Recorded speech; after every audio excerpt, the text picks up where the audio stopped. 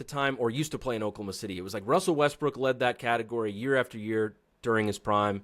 James Harden a few times, and now it's Shai Gilgeous-Alexander. So obviously Trae Young's a different player than those guys, but by simply getting into the paint, it's going to change a lot for the Wizards. And one thing that I've picked up on in recent days, looking further into the stats on Trae Young, is that the Wizards averaged the second fewest corner three-point attempts in the league. The Hawks, with Trae Young, were regularly like top 5, 6 in the league in corner three-point attempts. Hi everyone, Tim Kitzer with you, the voice of NBA Jam. From top journalists and authors to rising influencers and insiders, Hoopsology brings you the voices driving basketball forward. With elite guests and sharp analysis, Matt, Justin, and Alan keep you plugged into everything hoops. From downtown, boom shakalaka. A huge trade that's gone down with Trae Young. So this kind of a basic question. Take us into the day that Trae Young was traded to the Wizards. Your thoughts, what you were doing, and kind of your overall impressions of that day when it happened. Well, by the time the trade happened, I wasn't too surprised because obviously rumors had leaked of not only their interest, but it became so specific. It was like, okay, Corey Kispert's probably going to be involved. We know that CJ McCollum is probably going to be involved because of the salary. And it had just gotten to the point where it was so far down the road that, I've been doing this long enough, I could tell that it was inevitable. So I think we had all kind of been waiting for it by the time it happened. And then once it did, I work for a company that's affiliated with the team, so I kind of have to wait till moves are official until I can talk about them. So I was in kind of a holding pattern for a little bit. But then we had the press conference, and it was a big press conference as far as Wizards press conferences go. Probably over 100 people in the room, ownership, front office, the big dogs in the front office were there. So it's definitely been an exciting time, I think, for the Wizards, even before he debuts, because it definitely added a lot of energy to what they're doing. Can you discuss just his mood, his kind of temperament being in Washington? Have you had a chance to interview him yet? Just kind of his vibes, just being on a new team. He was with the Hawks for a long time, new environment. I think from a human element, it's just, you're moving to a different city. It's just, he's hurt. It's just a lot of these different elements. How was he? Have you been able to talk to him just to get his overall feelings about the trade? Yeah, we had the press conference and just some interactions with him since then. And basically, it seems like he's rejuvenated by it. I mean, he does, I think everyone could tell, he does have a very strong connection to the city of Atlanta. And so I think that was probably a tough reason for him to part ways with them, because he had become such a popular player there and things devolved rather quickly. So I think he's looking at Washington as a new opportunity. He's saying all the right things about embracing, the player development of a lot of their recent draft picks. And one thing I've been surprised by pleasantly is just how engaged he's been on the bench with those players. We've seen him during timeouts, kind of taking them to the side and giving them advice. So I expect, to take a little while before he debuts. But once he does, I think he's going to feel a little bit revitalized by getting a fresh start, given how things went in Atlanta towards the end. Yeah, I think something I found really interesting about the trade was actually CJ McCollum's statement, which was a little unusual in that it really talked about ownership in the front office of Washington and how appreciative of them he was. You don't generally see that a lot. You see a lot of accolades to the city and the fans, but what does that mean for an organization that I think sometimes has struggled with that image? Yeah, that's something that the new front office that took over in 2023 has done a lot of work to change. They have spent a lot of resources on player care and the facilities that they have, and now the arena is getting renovated, and there's already been significant changes to what the players encounter on a daily basis. That's where they started the renovation. So I've heard great feedback from players, from agents, from people around the league. I do think their reputation has gotten much stronger in that regard. And so I think CJ McCollum, what they're trying to do is when a guy like that comes in who's been with multiple organizations, make sure he feels like he's treated well, like his family's treated well, because they know that word travels around the league. And, they want to be in position at some point.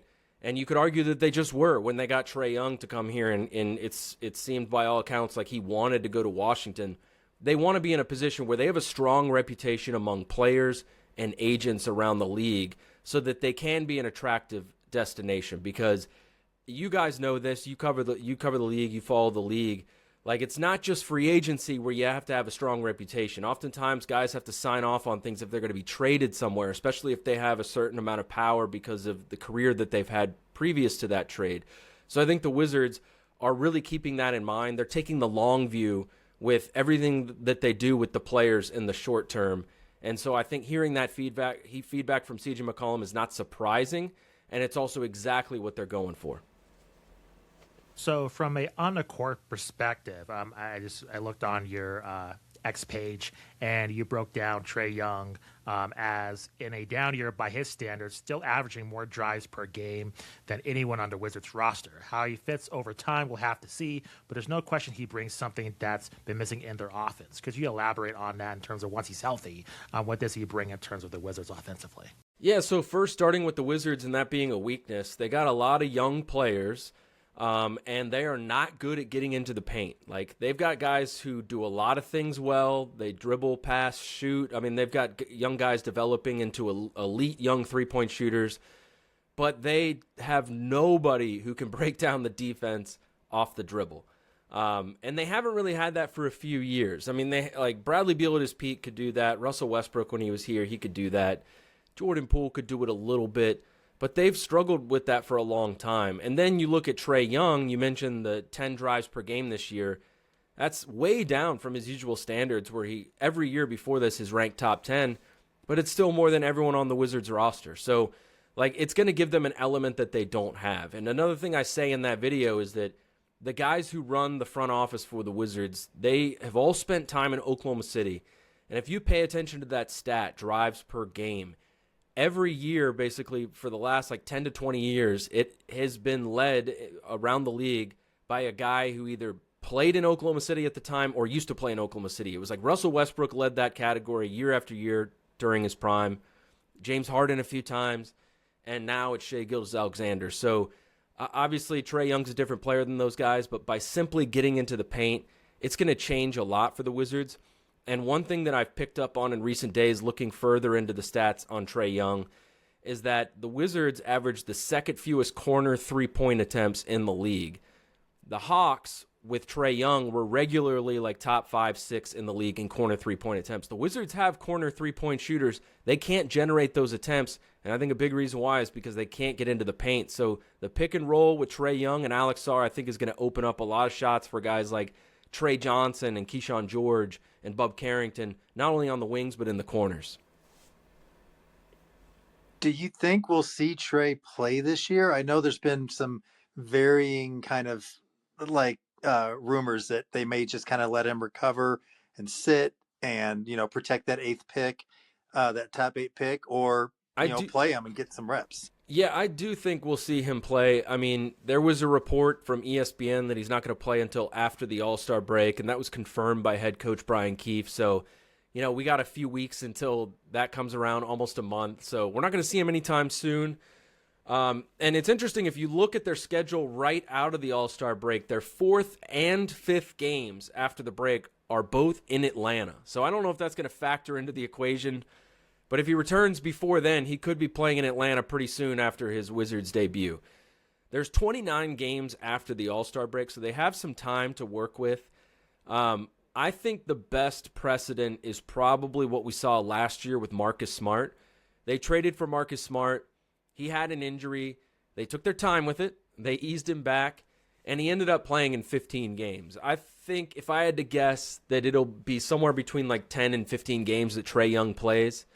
They have their first-round pick that's top 8 protected that they have to keep in mind here. They don't want to get the 9th pick or worse because then they'll lose their first-round pick. It will go to the New York Knicks. However, I think they understand there's value in seeing what they have in Trae Young with their young guys before they go into an offseason, that they're going to want to add more pieces, add more veteran players. And I think getting a good read on how Trae Young looks with those guys will be really valuable, because without it, there'll be more guesswork in terms of what they need. Yeah, I mean, that's a good point. I hope he plays. I'd love to see him play this year. Go ahead, Al, if you have another question. Yeah. I'd love to see him play this year. Um, one of the things I saw that was interesting is that basically the Wizards front office turned a cooked Bradley Beal into Trae Young. If you look at the trades that they made since the Beal trade and how they've all led to Trae Young, I think that's really just interesting. What are your thoughts kind of on on the maneuvering that they've done there?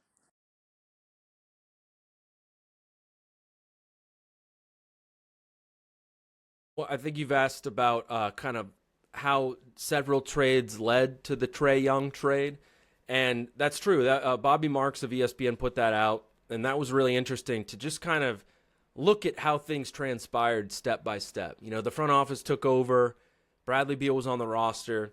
He had a no-trade clause. He had a supermax deal. And because of the no-trade clause, they didn't have the normal flexibility, optionality, whatever you want to call it, in terms of where to send him, right? He could dictate where he wanted to go, and he wanted to go to Phoenix. And so I think they did the best that they could based on what he allowed them to do with the no-trade clause. And so they opted for Chris Paul, and they got pick swaps, and they were able to flip Chris Paul for Jordan Poole, and then Jordan Poole for CJ McCollum, and then CJ McCollum for Trae Young. So I think as long as they can get a good contract with Trae Young and, you know, have him return to something close to his peak, that could look great. But even if that doesn't happen, you know, you made all these moves and you picked up a bunch of pick swaps along the way, a bunch of second-round picks, additional players that ended up turning into other things. So I think it was a situation where the Wizards front office made the most out of a predicament, really, which was, I think most would argue, one of the worst contracts, if not the worst contract in basketball that they inherited. And it seems like they've come out on the other end of it. And I think that's always important to think about when you're evaluating trades, is that sometimes it's more of like a trade tree where different things lead to another. And I think the Wizards front office really thinks in those terms.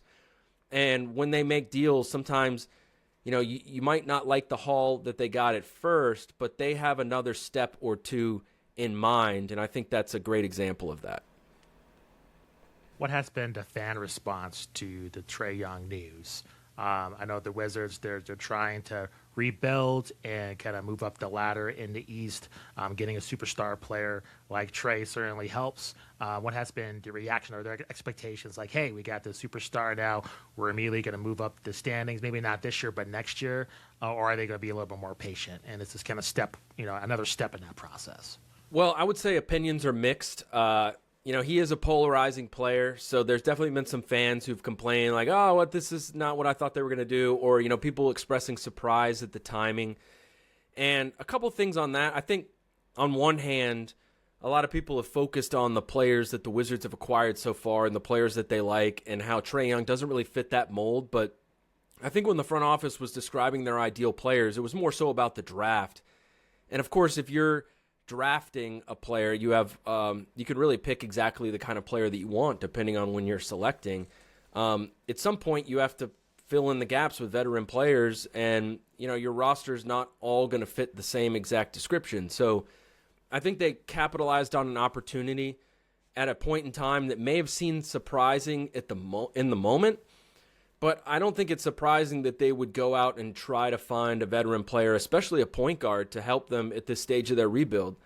Like, next year is going to be year 4 of their rebuild. Generally, you know, the offseason going into year 4 is when teams like the Magic, Rockets, Cavaliers, you know, Pistons, those types of teams, that's when they went out and they added veteran players. You draft a bunch of guys, as many guys as you can, and then you go out and you add veteran players. And the Wizards had this salary cap flexibility, cap room that they were set to use. And they still have a bunch of cap room. But I think in Trae Young, they saw an opportunity that maybe they didn't think would be there in a few months this summer. And so they just kind of struck early. And now they have this window where they need to sort of, you know, get him healthy, but also see him play and then also keep that draft pick. So it's kind of a strange limbo that they're in. But I think in due time, it'll make perfect sense why they got him, because of how he fits their roster and because how he fits their timeline which, again, in year 4, it makes sense if you want to then go for the postseason, and he could certainly raise the floor and probably the ceiling of their team. Do you see that as realistic next season in terms of, reaching that threshold? Like you said, it's a lot of pressure. I mean, there's a history of a lot of teams going this route in terms of what you laid out as a blueprint to move up the standings. And if the Wizards don't do that, I could imagine just the fan impatience, to say it nicely. What do you think? Do you think at the roster currently designed this way, do you see potential for it to kind of excel like those previous teams, or do you think the Wizards need to course correct? I do see the potential, and I think adding Trae Young's a big part of that. If they had continued and just stuck to developing young players, I think it'd be a bigger question mark because, you just hadn't seen those guys win together yet. But the progress of Alex Sarr and Keyshawn George, the enormous leaps that they've made this year has definitely changed the calculus for them. So I feel like they've got 2 young pillars of their foundation. And I think Trey Johnson's not far behind. He's been really impressive. I think I had a scout recently tell me he's going to be a 20 points per game scorer in this league, easily. Whether he's ever going to be a superstar, we'll see. But, that guy can score. That guy can shoot.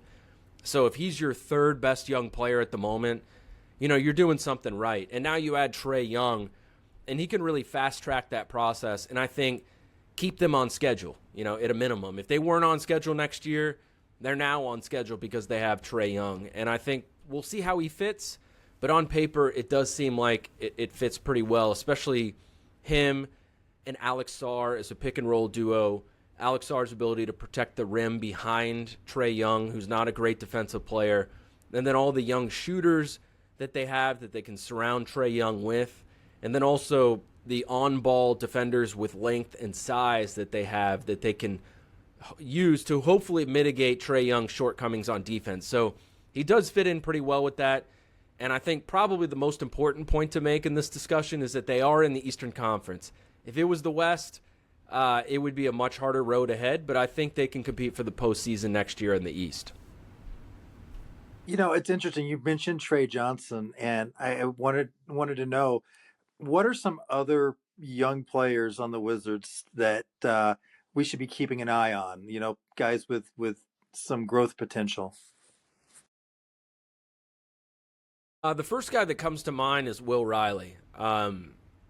Alex Sarr, Keyshawn George, Trae Johnson, NBA fans probably know those names. Bub Carrington was a lottery pick. He's become a really good shooter, even though he's had some trouble in other areas this season. They might know his name, but Will Riley is probably someone I think who's gone under the radar. He was a first-round pick this last season, but a late first-round pick. I think when everyone watched Illinois last year, they were watching Kasparas Yakachonis, not necessarily Will Riley. And he doesn't play a ton of minutes, but I think he's going to play more minutes down the stretch of this season. And he's impressive when he does get out there. He's got one of the best motors on the team. He's 6'10" on the court in shoes. He's got two-way potential. He's got great feel as a ball handler and as a passer. And he just kind of plays the right way. He's got a lot of European in his game, so I think he's fun to watch if you like that brand of basketball. And I just found out recently, I was interviewing him, that why he has a lot of European in his game. He said that he's studied Manu Ginobili extensively. Ginobili, of course, is from Argentina, but he did play in Europe for a long time, and I think he's associated with the European style of basketball. So I'll just address that technicality there. But he's got a fun style to watch, and again, it's in spot minutes, but I think it's pretty clear that he's going to be getting significantly more minutes down the stretch of this season. So I would mention him. And then the other guy I would mention is Justin Champagnie. I don't know how many people have heard of him. His twin brother, Julian, plays for the San Antonio Spurs. But he's one of my favorite kinds of players in that he's an undersized rebounding savant. He's 6'6", but he grabs like 11-plus rebounds per 36 minutes. He's one of the best undersized rebounders, not only in the league today, but if you go back like several decades, like his rebounding rate is pretty absurd for his size. And he's just like a blue-collar, hustle kind of player that I always find those guys to be really fun to watch. No, totally agree. And I know it sounds corny, but you build championships off those players. So that's certainly a great building block to have.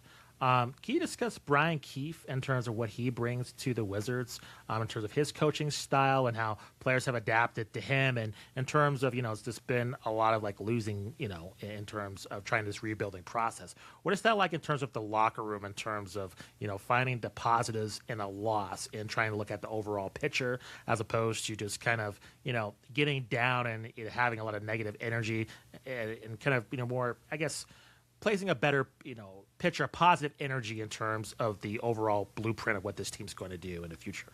Well, the reason why he's the head coach of the Wizards is because he's got a history with the guys in the front office from Oklahoma City, and he's got a long track record as a player development specialist. He was there in the early days for like Westbrook, Harden, Durant, SGA, some of the young guys in LA like Brandon Ingram, Kyle Kuzma. So he's been around a lot of really good young players for a really long time. Never really got a chance as a head coach, but the Wizards thought that he fit this phase of their rebuild, at least the early phase of their rebuild, because of the player development thing. And then also, he's very like bluntly honest. So he does a good job of holding players accountable. Like he'll just walk into a room and tell you what you're doing wrong, like in front of everybody. And so I think they like that honesty with the young players. They want to be taught winning habits.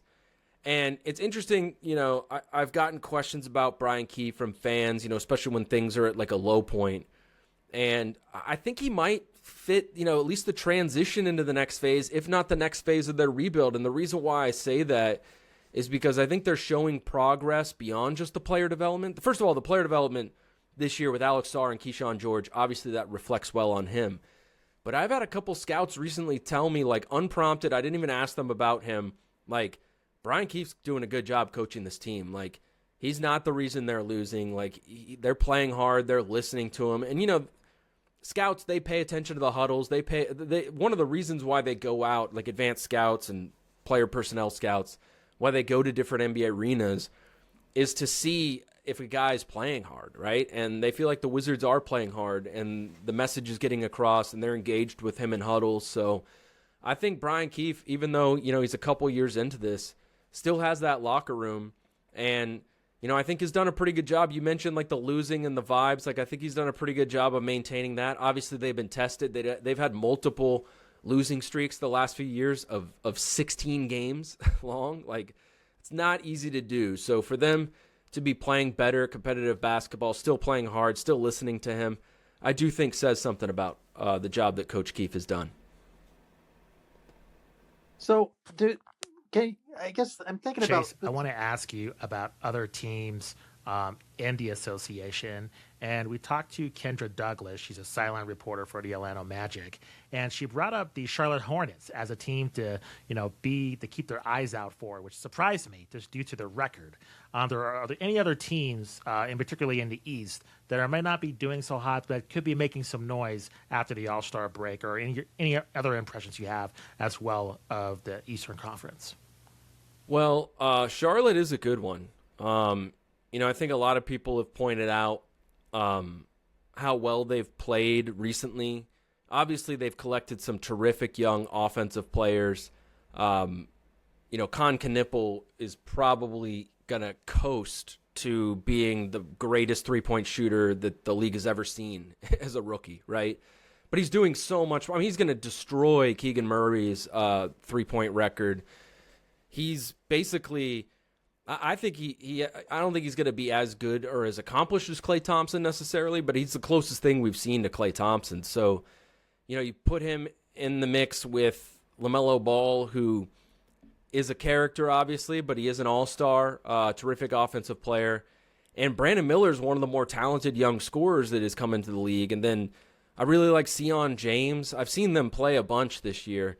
They've got other young pieces. Obviously, Tijane Salon has not been great, but I think the front office and the coaching staff, they're on the right path. And the Con Knippel thing is just a home run, it seems like they hit with the 4th overall pick. When going into the draft, I don't think I would have taken him 4th. I thought Trey Johnson was the 4th best prospect, but right now they look really smart for taking him.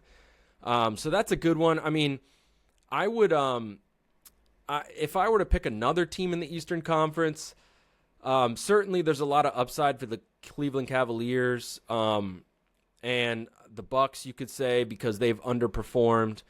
The Pacers, I think it really depends on what happens in the draft. If I had to pick one team, though, I might say the Miami Heat. I don't know if that's an obvious answer, but I feel like they've hovered around 500. Bam Adebayo is getting some criticism for not being as good maybe as he was in previous years, but Khalil Ware is a really nice young player. I think they've got a chance to go on a strong run in the second half, and as we know, all they really need to do more often than not is just get in the playoffs, and they can surprise some teams. So I'd probably go with the Miami Heat. So I want to get your overall impressions of this era of the league. We're seeing a lot of the older players, a lot of this I don't know how you put this. Vibes of retirement, right? Like, there's been a lot of chatter about when is Steph going to retire, LeBron, Kevin Durant, kind of the guard of like the, late 2000s to 2010s. And I just think now we're in this kind of, brand new era of like exciting rookies, as well as, players that have really rise to prominence as of late. And I just want to get your perspective in terms of just fan interest in the league so far. What is kind of your opinions in terms of we're in this kind of a little bit of a transitional period in terms of kind of who's going to be kind of the faces of the league in terms of carrying, the several teams. We've seen a lot of teams, rise to prominence, like you mentioned, in terms of the Cavaliers, the Pistons as well, the Thunder. You have the Timberwolves, the Nuggets. Just kind of your overall opinion in terms of kind of this new era that we're seeing after, being kind of this era for a long time of LeBron and, kind of his other peers in terms of Durant and Steph Curry as well. Definitely a transitional phase, and I think that transition, that passing of the torch has been delayed a little bit by just the longevity of those guys, because it's hard not to associate the NBA with LeBron as long as he's still in the picture and still very good, right? Same with Steph Curry, same with Kevin Durant. So it's not like, I don't want to say they overstayed their welcome, but usually those guys would be out of the picture, and the opportunity would more so be there for the young guys to take advantage of that.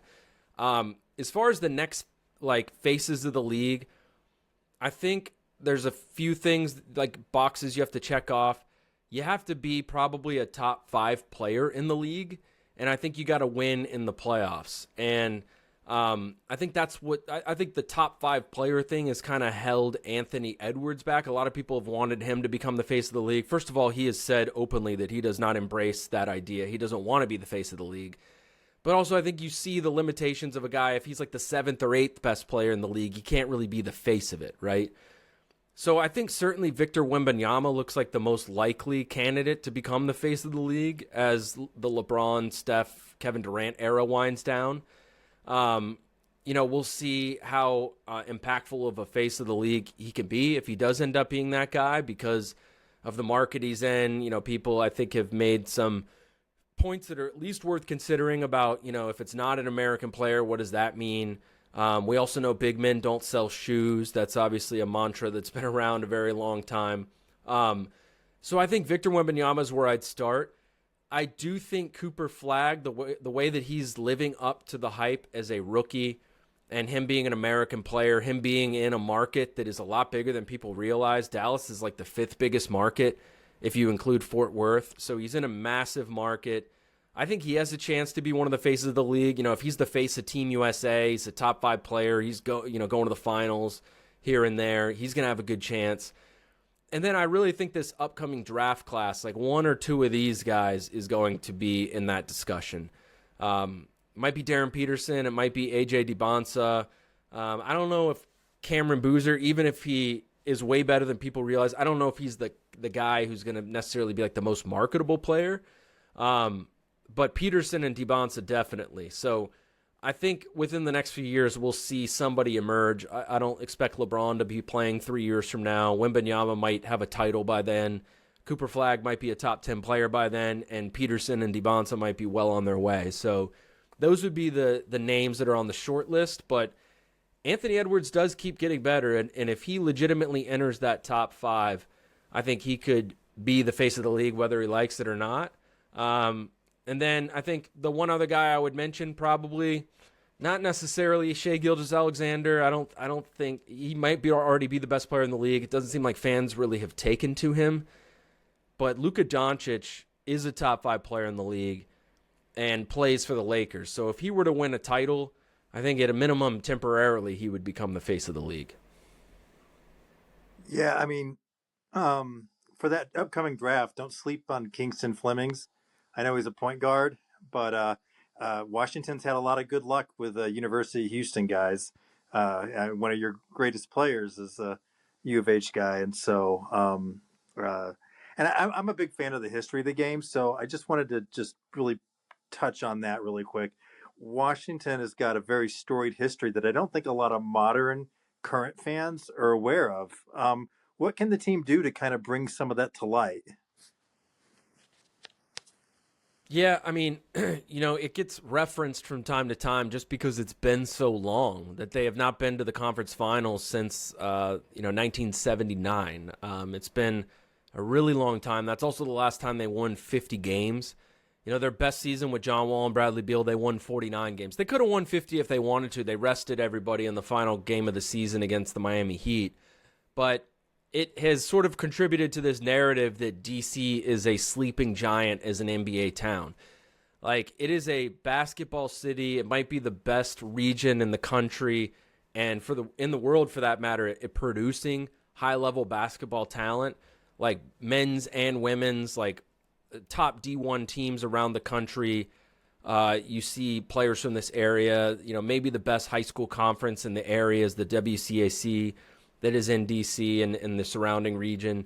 And people love the NBA around here. If you look at like the TV ratings nationally for the NBA Finals, DC's always in the top 10. And they pack the stadium out when like big teams and big players come to town. The Wizards just haven't really been able to capture that, at least not for a long period of time. Like, Gilbert Arenas definitely captured that. John Wall, I think, did so. John Wall and Bradley Beal probably to a little bit lesser of an extent. But we haven't seen the Wizards since the 70s be like a marquee team with a marquee superstar like they were back then. Michael Jordan was that superstar when he was here for 2 years. They sold out every game, I think both home and on the road, but they didn't win at a high level. So it's sort of this question that everyone's had, like, what would it look like if the Wizards were as good as, like, not even the Thunder, like, maybe like the Houston Rockets. If the Houston Rockets were in DC, like, how big of a deal would that be? I think it would be massive, and it's just been so long. It's tough. I'm sure you guys are fans of different teams. You just sort of get fatigued when it's been a really long time. A credit to Wizards fans. There's a lot of really loyal Wizards fans, and they're not the only team in town that people have had to wait for. Like, we saw the Washington Commanders break through last year with Jaden Daniels, and I think that gave people hope, honestly, for the Wizards. It's like, man, we just need to get our Jaden Daniels, but the potential is definitely there for it to be, I think, one of the best NBA markets in the country. If that happens, in terms of popularity with teams within DC, could they be the most popular team in that city? Or do you think, the power of the NFL, that's what I hear from other journalists, it's so hard to overcome. Even I live in Denver, like the Broncos are one game away from going to the Super Bowl. As much as the Nuggets are awesome and Jokic is a legend, I mean, it's Broncos country here. So just curious if the Wizards are able to turn things around, do you think they might be able to leapfrog some of the other teams, or do you think it's kind of insurmountable in terms of the popularity of the NFL or even Major League Baseball with the Nationals? I think they would leapfrog other teams. They're probably a distant fourth in popularity at the moment. But I think if everything was equal, all the teams were good, all the teams had a marquee superstar, it would probably go just like it does around the United States, which is the NFL would be number 1, the NBA would be number 2, baseball 3, hockey 4. The Nationals, when they were at their peak with Bryce Harper, Juan Soto, they won a World Series. With Max Scherzer, Steven Strasburg, they were like loaded with superstar players. They were clearly the second most popular team, and some people even like produced surveys that suggested they were the most popular team. The Commanders were really down at the time, But they are just such a powerhouse, the Washington Commanders. They won 3 Super Bowls in the 80s and 90s and have barely had any success since, but they are still just like a monster in terms of interest. Like, that's all the radio shows talk about. There's so many like successful podcasts and reporters out there who cover the team. But I think if all things were equal, not only would the Wizards be second, but I think they would be as close as you could be to number 1, if not surpassing the Commanders someday. I couldn't rule it out. If they had like a dynasty or something, I think it's possible. But I think they would be one of the best tests to that theory because of the region and how much people love basketball around here. That makes sense. Chase, thank you very much for the time. Truly appreciate it. Can you let our audience know where they can find you on social media? You have any upcoming projects and where they can catch your work covering the Wizards as well? Yeah, so you can find me at Chase DC Sports on all social media platforms, not just X and Instagram, but also TikTok and YouTube. So I'd appreciate if you check me out there. And I've got a cool feature that I'm really excited about that I'm writing soon on Jameer Watkins, who was the Wizards' 2nd-round pick. So look out for that. He's got a really interesting background. And then just more Trae Young coverage. You know, I do a lot of analytics stuff. I'm going to have a story soon on just some of the analytics behind his game and what he's going to bring to the Wizards. So a lot coming up, and we'll see what they do at the trade deadline. Awesome. Chase, thank you very much for the time. Truly appreciate your perspective. Thank you. Absolutely. Thanks for having me.